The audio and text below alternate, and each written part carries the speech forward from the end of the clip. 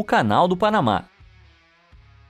Considerada uma das construções mais ambiciosas da história, essa hidrovia aqui é uma maravilha moderna da engenharia. Com 80 quilômetros de comprimento, este é o Canal do Panamá. Ele fornece uma rota entre os oceanos Pacífico e Atlântico, reduzindo significativamente a distância e o tempo necessários para que os navios passem de um para o outro. Mas quão significativo? Bem, antes da sua conclusão, em 1914, os navios tinham que seguir o longo caminho ao redor, contornando o Cabo Horn, lá no sul da América do Sul. Foram necessários 10 longos anos perfurando rocha sólida, removendo mais de 99 milhões de metros cúbicos de terra, criando uma trincheira com 88 metros de largura, 10 andares de profundidade e mais de 130 campos de futebol de comprimento. E tudo isso foi feito com dinamite, picaretas e escavadeiras a vapor, movidas a carvão da época do seu tataravô. Mas ao fornecer uma passagem através do Panamá, a viagem entre os dois oceanos foi encurtada em incríveis 14.500 quilômetros, o que teria sido uma viagem de 2 meses através das ondas perigosas e ventos violentos do Cabo Horn, foi reduzido para uma travessia de canal de 10 horas. E quem é que não adora um atalho, né? Só que isso tem um preço. Dependendo do tamanho da embarcação, pode custar entre 500 e 800 mil dólares para usar o canal. Com certeza isso é uma taxa bem alta, mas as economias em distância, tempo e combustível tornam a eficiência desse canal um gasto que vale a pena. Embora a gente se pergunte, por que é tão caro? Parte disso se deve ao fato de que os oceanos Atlântico e Pacífico têm alturas diferentes. Portanto, o Canal do Panamá é equipado com uma série de comportas, que são essencialmente pequenas câmaras, com menos de 305 metros de comprimento e 33 metros e meio de largura. Cada uma tem uma porta que permite a entrada ou saída de água para levantar ou abaixar os barcos para diferentes níveis de água. Quando o barco precisa ser elevado, uma porta de entrada é aberta para que a água possa entrar na câmara, elevando a embarcação. Quando precisa ser baixado, a porta de saída é aberta e a água é liberada da câmara. Como você pode imaginar, tem muita água que precisa ser movimentada, e as comportas precisam de muita manutenção. Daí o alto preço da passagem. Mas é graças a esse recurso incrível que esses navios enormes podem fazer uma transição suave de um oceano para o outro. Isso não impede que embarcações maiores, com mais de 30 metros de largura, às vezes pareçam estar presas. Usado principalmente para que navios dos Estados Unidos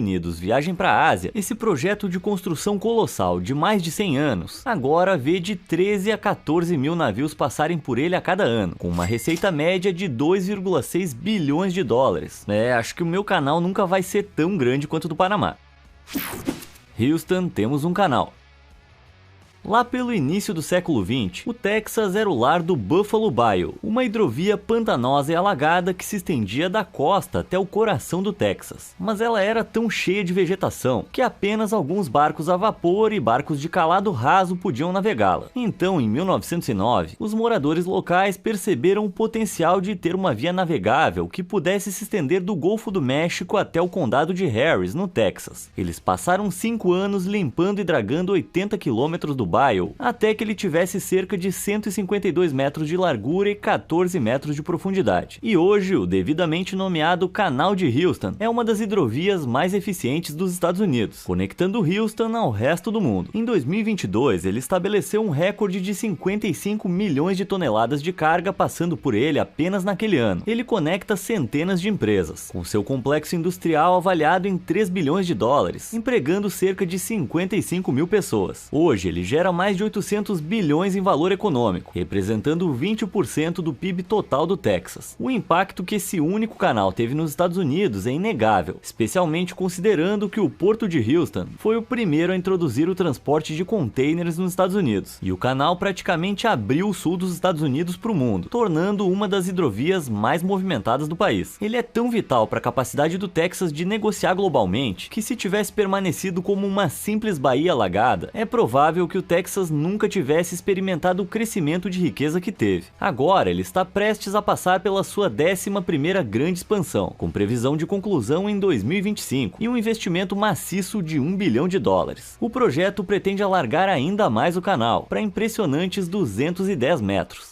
Uau, o que será que eles estão planejando transportar lá? O álamo inteiro? Entre o imenso canal do Panamá e o incrível canal de Houston, qual você pessoalmente acha mais impressionante? O canal do Panamá é indiscutivelmente icônico, mas o esforço de todos aqueles moradores locais dedicados ao Houston é igualmente incrível. Eu fico indeciso, mas o que você acha? Pro canal do Panamá, aperte o botão de curtir, e pro de Houston, o de se inscrever. Feito? Ótimo! Então agora, qual hidrovia que mudou o mundo a gente tem a seguir?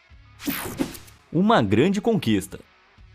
Teste rápido. Qual é o canal mais longo do mundo feito pelo homem? Não sabe? Tá, tenta essa aqui então. Qual é o canal feito pelo homem mais antigo do mundo? Ainda não tem ideia? E se eu dissesse que a resposta pros dois é a mesma? Não? Cara, o que andam ensinando pras crianças na escola hoje em dia? A resposta é o Grande Canal da China, que tem 1.793 quilômetros de comprimento e só foi considerado completo após incríveis 2.000 anos. Embora as seções dele estejam sendo reconstruídas e renovadas até hoje. É quase impossível de acreditar nisso, né? Bom, deixa eu te surpreender ainda mais. Antes da Revolução Industrial, o Grande Canal era considerado o maior e mais expansivo projeto de engenharia do mundo. Ele foi concebido para unificar a comunicação interna do Império da Dinastia Sui, bem como para enviar tropas, materiais e alimentos para a população. A construção dessa fera começou lá em 486 a.C. e com seções construídas, abandonadas e reconstruídas ao longo dos anos, acredita-se que mais de 9 milhões de pessoas estiveram envolvidas em sua construção, incluindo seus 21 portões e 60 pontes. Essa hidrovia se estende de Pequim até Hangzhou e conecta dois dos maiores rios da China, o Yangtze e o Yellow, com cerca de 100 mil embarcações passando por ela a cada ano. Também transporta 260 milhões de toneladas de carga anualmente, impulsionando continuamente a economia do país. Em seu auge de uso, durante os séculos XV e XVI, aproximadamente 400 mil toneladas de grãos eram transportadas por ela a cada ano. Em sua história de construção inicial, palha, pedra, argila e terra foram usadas para construir partes da hidrovia, mas ela se tornou um elo de transporte tão essencial que em 1958 o trabalho estava em andamento para permitir que o canal transportasse navios que pesavam até 600 toneladas, e agora ela pode suportar embarcações de médio porte ao longo de toda a sua extensão. Uma história grandiosa que certamente faz jus ao seu nome.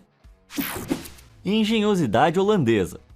A arquitetura marítima incrível não se resume a rotas comerciais e cargas. Ela também pode ser usada para facilitar a sua viagem matinal. Veja você mesmo. Em vez de construir uma ponte sobre a água, esse design único construído na Holanda criou uma ponte de água. Ela pode ser encontrada sobre a movimentada estrada N302, que liga o continente a uma grande ilha artificial chamada Flevoland, que atravessa o Lago Velúvio. Lá pelo ano 2000, os engenheiros queriam uma maneira de conectar o Lago Velúvio ao Lago Volderveid para todo o tráfego marítimo que estava separado pela estrada. Uma ponte levadiça comum não serviria, porque cerca de 28 mil veículos usavam a estrada todos os dias, e esperar uma ponte levadiça abrir e fechar causaria sérios engarrafamentos. Então eles propuseram um aqueduto com 25 metros de comprimento, 19 metros de largura e 2,80 de profundidade, que permitiria que as embarcações passassem sobre a estrada, como uma ponte construída especialmente para barcos, e também saiu mais em conta. Comparado ao aqueduto de 61 milhões de dólares, uma ponte levadiça com muitas peças móveis pode custar centenas de milhões de dólares. Então, com o design confirmado, o aqueduto Veluwemeer foi construído em 2002 usando mais de 19.800 metros cúbicos de concreto e aço para suportar o peso da água acima da estrada. Com essa fortaleza gigante, ele consegue evitar que a água se derrame pelos lados para a rodovia. Ninguém quer o seu carro nadando pela estrada, né? Infelizmente, navios grandes não conseguem atravessar o aqueduto, porque geralmente eles têm um calado médio, isto é, o quão fundo eles ficam na água, de 19 a 15 metros. Como a ponte tem apenas 3 metros de profundidade, ela é usada apenas por embarcações de pequeno e médio porte. Uma pena, já que ver um enorme navio de cruzeiro passando por cima do seu carro certamente ia tornar sua viagem matinal muito mais legal. Quando dois se tornam um.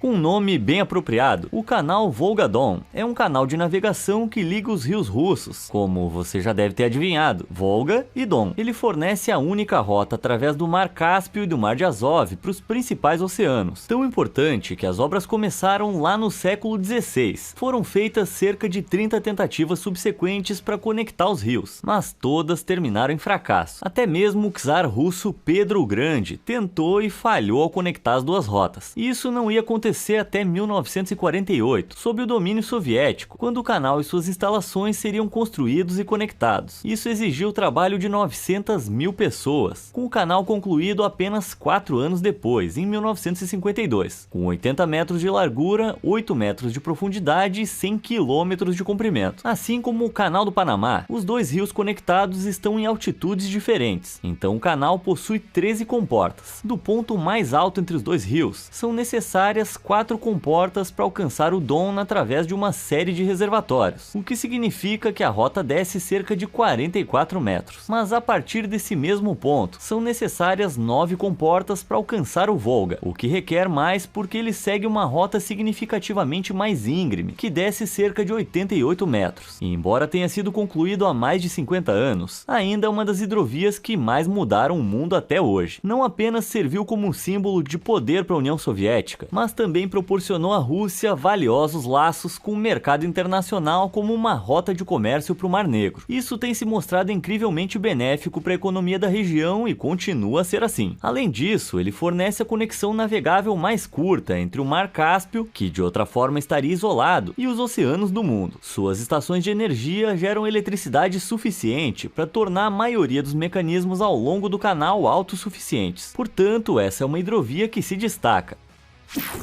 Mergulho holandês. Roterdã é uma cidade holandesa famosa pelos seus muitos canais. Muitas dessas hidrovias, chamadas singles, foram construídas para evitar a propagação de cólera no século XIX. Eles fizeram isso de maneira muito esperta, direcionando todo o esgoto e água infectados para o mar. Mas a hidrovia Winschoterdiep, em Groningen, é usada para liberar algo completamente diferente em suas águas: navios.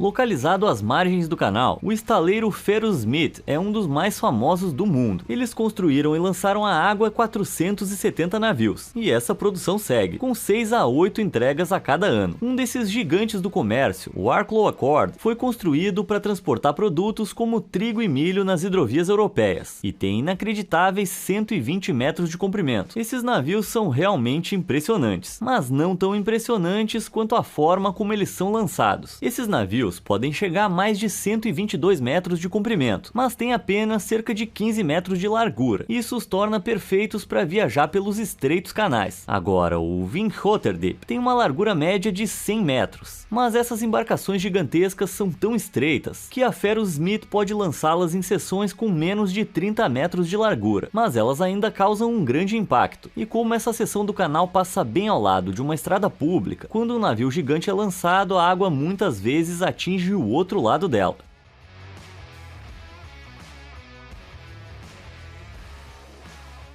Portanto, esse canal relativamente estreito pode não parecer muita coisa, mas certamente consegue suportar o peso de embarcações da Ferrosmith, o que por si só já é uma proeza. Fluxo de dinheiro. À primeira vista, pode não parecer, mas o canal de Erie pode ser um dos maiores geradores de dinheiro dos Estados Unidos. A hidrovia, que começou a operar em 1821, conecta os Grandes Lagos ao rio Hudson e ao Oceano Atlântico, tendo cerca de 565 quilômetros de extensão. Ela se tornou um sucesso instantâneo, usada por navios comerciais. Foi responsável por reduzir o custo do transporte em até incríveis 95%. Caramba, como é que essa hidrovia conseguiu fazer isso? Bem, antes dos trens e do transporte aquático se tornarem os principais meios de transporte de mercadorias em grande quantidade, a dependência era dos animais, como as mulas. As mulas só conseguem carregar cerca de 110 quilos de mercadoria em terra, mas elas podem puxar uma barcaça na água pesando até 27 mil quilos. Para transportar mercadorias de Buffalo para Nova York, custava cerca de $100 por tonelada antes da construção do Erie. Depois da sua conclusão, com as mulas agora capazes de transportar 240 vezes mais carga por viagem, esse custo despencou para apenas $10 por tonelada, uma senhora queda de preço. E essa não é a única marca notável desse canal. O Erie é responsável por incentivar a construção de canais em todo o estado, depois de transformar Nova York em um grande centro comercial. Muitos engenheiros que trabalharam no canal passaram a construir muitas outras valiosas hidrovias e ferrovias nos Estados Unidos, graças ao seu trabalho no Erie. Seu uso permaneceu forte até o século XX, tornando-se uma rota de transporte indispensável que conectou muitas cidades. Hoje em dia, os navios turísticos são a principal fonte de tráfego, transformando o trecho principal do canal em um ponto turístico popular. Cara, essa hidrovia teve mais evoluções que um Pokémon. Para começar, ela colocou Nova York no mapa. Ela deu origem a toda uma rede de rotas de canais americanos devido à sua popularidade, e reduziu uma jornada de diligência de 2 semanas para uma viagem de 5 dias pela água, e economizou literalmente uma tonelada para os comerciantes. Tô impressionado com tanta engenhosidade. Os Klongs. Quando alguém diz o nome Klong, você pode pensar que a pessoa está tentando imitar um relógio antigo, mas na verdade os Klongs se referem a uma rede inteira de canais na Tailândia, que surpreendentemente antecedem as grandes estradas. Acredita-se que eles foram cavados na paisagem há mais de 600 anos e construídos pelos moradores locais para permitir que navios comerciais se movessem livremente pelo país. Conectados por 3 grandes rios, o Chao Phraya, o Mae Klong e o Ta Ching, os 1.682 Klongs têm coletivamente cerca de 2.604 quilômetros de extensão e formam uma impressionante teia de rotas de navegação e rotas de esgoto, apenas na capital Bangkok. Até hoje, alimentos, têxteis, cerâmicas e materiais de construção são transportados para diferentes cidades pelos canais, até sendo vendidos na água em mercados flutuantes. Parece coisa de filme de ficção científica, né? Esses Klongs dominaram a cena de transportes da Tailândia antes que os europeus ficassem cada vez mais frustrados por terem que flutuar em todos os lugares. Com a crescente influência ocidental, as estradas começaram a superar os canais, e alguns foram tristemente enterrados e tiveram construções feitas por cima. Hoje eles funcionam mais como uma rota turística, o que salvou os Klongs de cair completamente em desuso. Na verdade, as estradas ocupam apenas 8% da área de Bangkok, provando que essas hidrovias ainda são um sistema de transporte essencial, e devem ser mais rápidos do que dirigir também. As pessoas historicamente viveram ao lado desses canais, o que é uma das coisas mais assustadoras que eu consigo pensar. Quem é que não ia ficar com medo de enchentes? Mas fortes diques, estacas e barcaças mantêm todas essas casas flutuando. A arquitetura tailandesa continua a construir novas casas resistentes a enchentes, que estão ancoradas nas margens. Equipadas com flutuadores de aço e cheias de isopor, elas podem elevar a estrutura 2,70 metros acima do solo quando a água invade. Isso sim é que é trabalhar de maneira inteligente. Canal da Vertigem.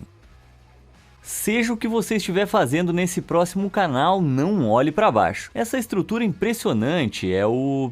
Aqueduto Pont Quissilte. Se você for do país de Gales e quiser corrigir a minha pronúncia aí nos comentários, pode ficar à vontade. A estrutura de pedra com 18 arcos foi construída em 1805 no país de Gales, e com incríveis 38 metros de altura, ainda é o aqueduto mais alto do mundo até hoje. Para o início do século XIX, esse tipo de engenharia era completamente inédito. Fazia parte de uma jogada de carreira muito arriscada do arquiteto Thomas Telford, que projetou esse aqueduto para barcaças estreitas que transportavam carvão. O canal de Llangolan facilitou muito as viagens entre os vales íngremes que separam o nordeste do país de Gales e a Inglaterra. Na época da sua conclusão, a estrutura tinha 3 vezes o tamanho dos aquedutos existentes, tornando o projeto de Telford um feito inovador. Hoje, se você for corajoso o suficiente, ele até tem uma passarela. A passagem, felizmente, tem grades de ferro de um lado, mas do outro não tem nada. É completamente aberto para o ar e para a gravidade. Mesmo assim, muitos barcos e até praticantes de stand-up paddle cruzam o aqueduto todos os dias, com apenas grades para evitar que você caia, e com o canal tendo apenas 13,70 de largura, parece mais uma perigosa travessia aquática em corda bamba do que uma viagem típica de aqueduto. Você teria coragem para atravessar esse canal? Me conta aí nos comentários. É tudo grego para mim. Esse próximo canal grego ostenta um recorde mundial bem único. É a via navegável mais profunda do mundo inteiro, com assustadores 79 metros de profundidade. Mas apesar de toda a sua profundidade, essa hidrovia, chamada Canal de Corinto, tem apenas 25 metros de largura, o que significa que os navios às vezes têm dificuldade para passar por sua passagem estreita, com embarcações mais largas do que 18 metros sendo incapazes de atravessá-lo completamente. Suas paredes irregulares também são conhecidas por causar deslizamentos de terra, bloqueando o próprio canal. Quando os navios conseguem passar com sucesso, o canal conecta o Golfo de Corinto do Mar Jônico ao Golfo Sarônico do Mar Egeu. Isso evitava que os navios tivessem que navegar cerca de 644 quilômetros ao redor da perigosa península do Peloponeso, com rochas subaquáticas e a costa irregular que podem causar sérios danos. Esse foi um problema enfrentado pelos navios há muito tempo, remontando ao século 7 a.C.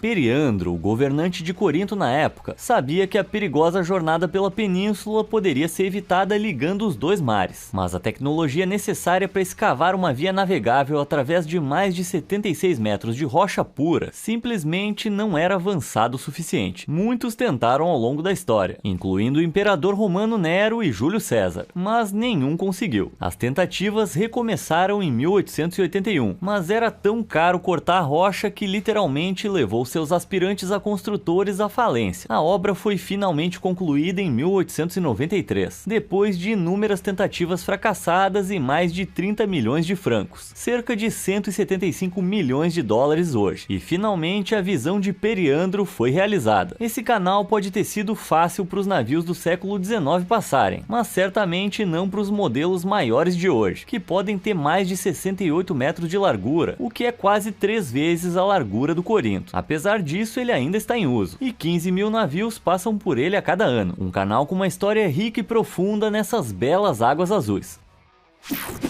O Canal de Suez. Lembra de 2021, quando as manchetes estavam dominadas por um pânico global? Não tô falando da Covid-19, mas sobre um navio que ficou preso no canal de Suez. O navio, chamado Ever Given, de propriedade da empresa Evergreen, tinha se desviado e encalhado no canal, bloqueando navios em ambas as direções. Um navio bloqueando um canal pode não parecer grande coisa, mas com base no valor das mercadorias que passam pelo canal de Suez a cada dia, durante as 151 horas em que ele ficou lá preso, estima-se que tenha custado incríveis 60,4 bilhões de dólares para o comércio. Sim, bilhões, com B. Esse evento catastrófico deixou claro o quão vital o canal de Suez é para os nossos sistemas globais de comércio. Esse canal conecta o Golfo de Suez no Egito ao Mar Mediterrâneo e possibilita que a Europa acesse facilmente essas regiões. Como os níveis de água dos dois lados são aproximadamente iguais, o mar se move livremente por essa rota, sem a necessidade de comportas. Portanto, com 193 quilômetros de comprimento e pouco mais de 204 metros de largura, o Suez reduz a viagem entre a Ásia e a Europa em incríveis 6.920 quilômetros. Isso afeta especialmente aqueles que viajam do Golfo Pérsico para o norte da Europa, porque a viagem ao redor da África é de cerca de 21 mil quilômetros e leva cerca de 24 dias. Mas usando o canal de Suez, a viagem é de apenas 11.130 quilômetros e leva menos de 2 semanas. Todo esse tempo desaparece feito magia, mas não foi magia que construiu o canal de Suez. Foram 1,5 milhão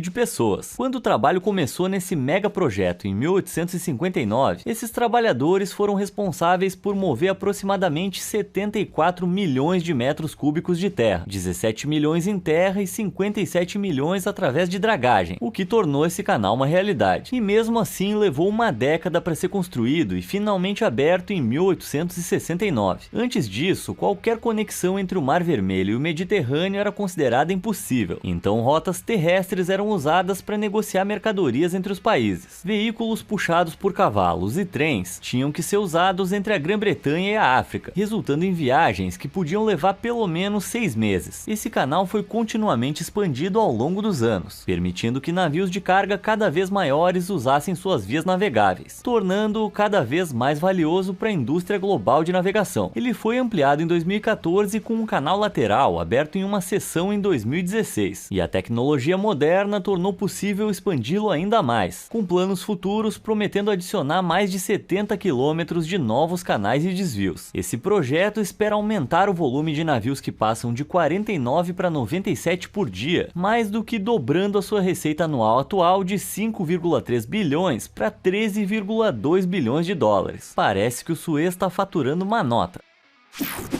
Um grande desvio.